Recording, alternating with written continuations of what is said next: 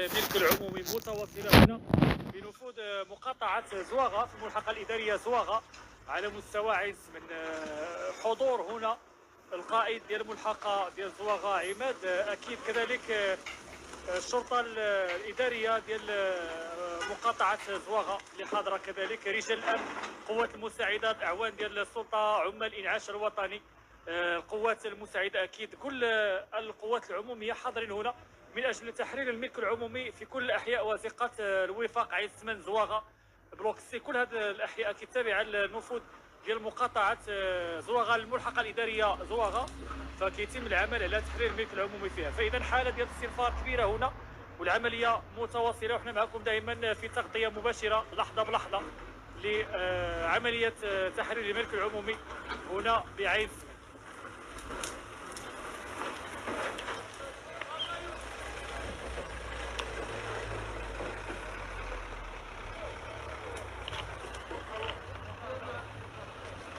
علاش كيحيدوا الشجر؟ كاين اللي كيقول علاش كيحيدوا الشجر؟ الشجر كانوا محتلين به الملك العمومي، الشجر ما كانش مخلفين يدوزوا الناس، وما داروا داك الشجر باش يحتلوا الملك العمومي. كيفاش علاش كيحيدوا الشجرات؟ واش دابا الناس غيدوزوا من هاد المتر؟